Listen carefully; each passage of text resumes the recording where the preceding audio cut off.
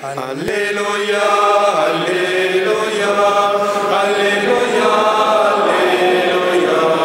Alléluia, Alléluia, Alléluia, Alléluia, Alléluia,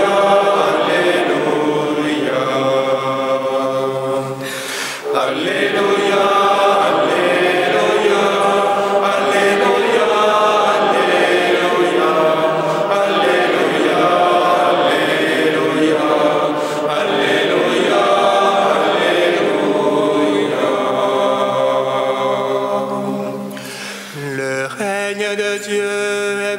Jusqu'à vous, croyez à la bonne nouvelle.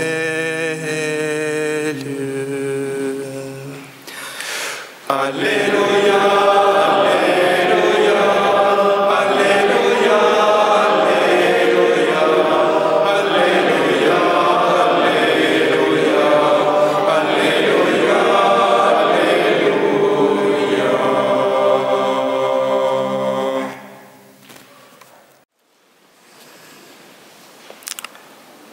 La première lecture de ce troisième dimanche du temps ordinaire nous raconte l'histoire de Jonas qui avait été envoyé par Dieu à Ninive pour lui annoncer que son péché va entraîner sa destruction. Après quelques aventures, Jonas va quand même accomplir sa mission. Avant que Jonas ne parte pour cette mission, Jonas avait déjà peur de se faire massacrer à Ninive. Mais les choses ne se passent pas comme Jonas les a prévues. Parce que les gens de Ninive vont se convertir, ils vont changer, sauf Jonas ne va pas se convertir lui-même. Jonas lui-même ne se convertit pas. Et il oublie que Dieu, il est miséricordieux. Il oublie que Dieu aime tous les hommes sans exception. Et parfois, le regard que nous avons sur certaines personnes, pensant qu'ils sont les pires de tous les païens, qui ne vont jamais se convertir, parfois, ce sont ces personnes, ce sont ces gens qui sont le plus disposés à accueillir la bonne nouvelle, à accueillir la parole de Dieu.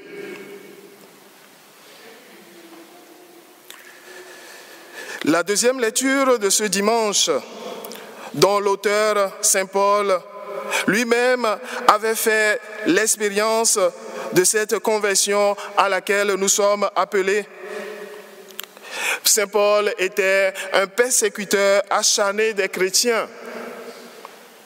Mais sa rencontre avec le Christ Sauveur a totalement transformé sa vie. Saint Paul nous fait savoir que l'avenir certain de l'homme se trouve en Jésus-Christ, mort et ressuscité. Paul nous demande de prendre de la distance par rapport au bien de ce monde pour pouvoir nous tourner vers l'essentiel, nous accrocher au Christ, qui est le bonheur véritable, qui seul donne accès au royaume de Dieu.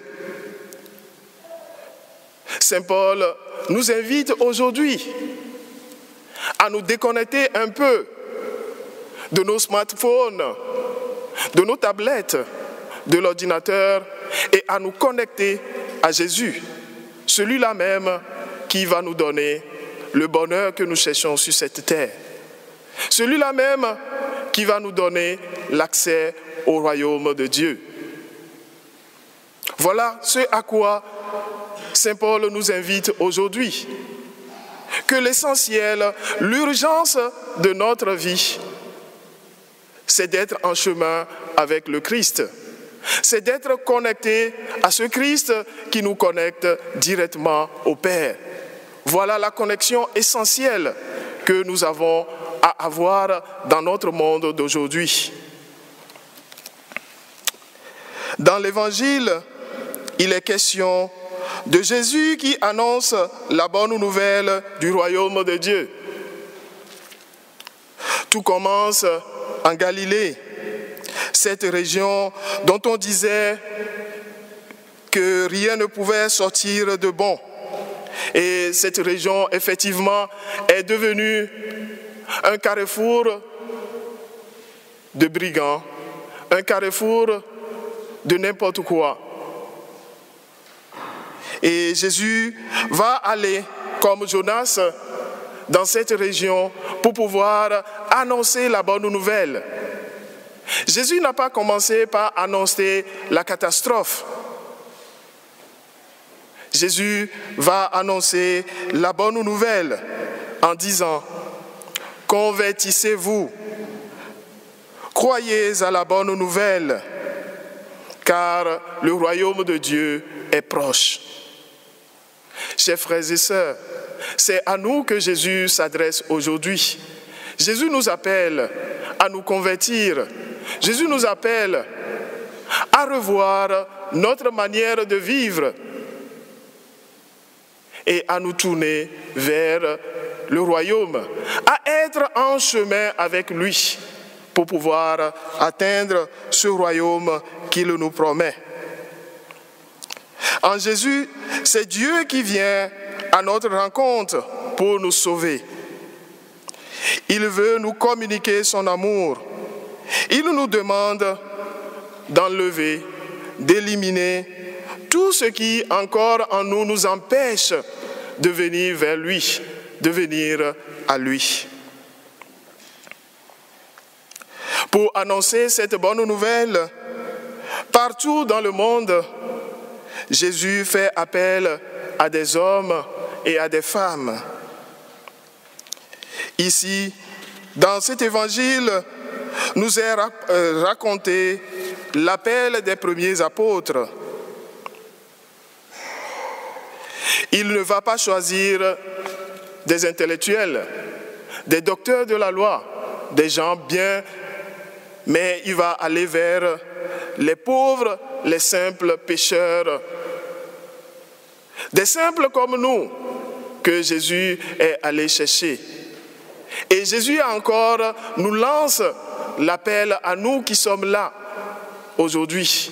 Il nous appelle, il nous invite, il veut nous associer à sa mission.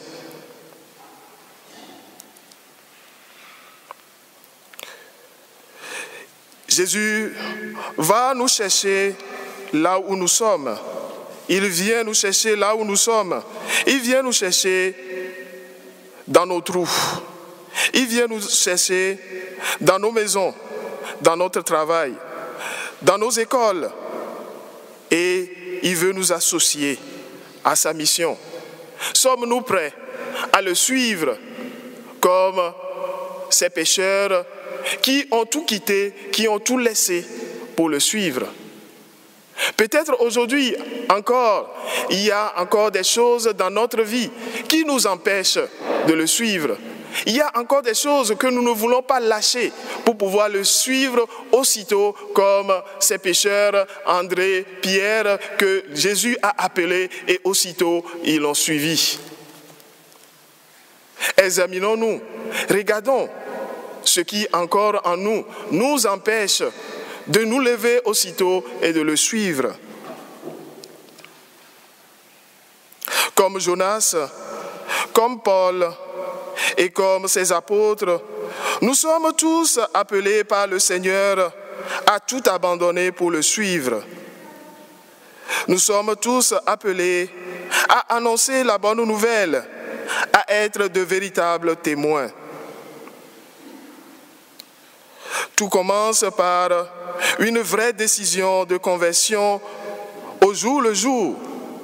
La conversion, c'est au jour le jour.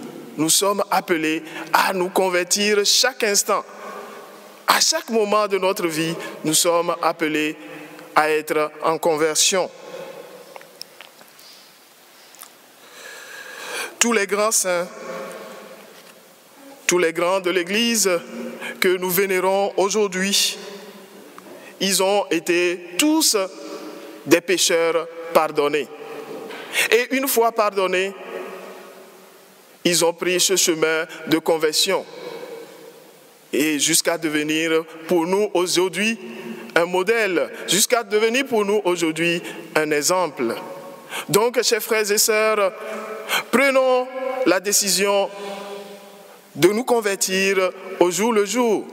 Prenons notre vie de conversion en main et appelons l'Esprit Saint de venir nous aider, de venir nous maintenir dans la fidélité à cette conversion à laquelle le Seigneur nous appelle. Aujourd'hui encore, cette semaine, nous célébrons la semaine de l'unité des chrétiens. On sait, la vie chrétienne, c'est une mission à risque. Surtout dans notre monde d'aujourd'hui. On a peur d'être rejeté. On a peur que les autres ne vont pas nous entendre. Ce n'est pas grave. L'essentiel, c'est de le savoir que nous prenons des risques en allant annoncer la bonne nouvelle. Et celui qui est le maître même de cette mission, il est là à nos côtés. Il nous soutient, il nous donne tout ce dont nous avons besoin. Aujourd'hui, les gens vont nous humilier en ne nous écoutant pas. Mais ce n'est pas grave. Nous aurons la récompense à cette humiliation dans le royaume de Dieu. C'est ça l'essentiel. Nous sommes envoyés ensemble pour cette mission, en communion les uns avec les autres et en communion avec le Christ Jésus lui-même. C'est un rappel qui nous est fait en cette semaine de prière pour l'unité des chrétiens. Cette unité est indispensable pour le témoignage que nous avons à rendre. Si nous sommes divisés, cela ne sert à rien. Donc, demandons au Seigneur de nous rendre attentifs d'abord à ses appels, de nous donner la grâce d'être plus généreux dans notre réponse et d'être aussi attentifs à l'unité et à la paix. Amen.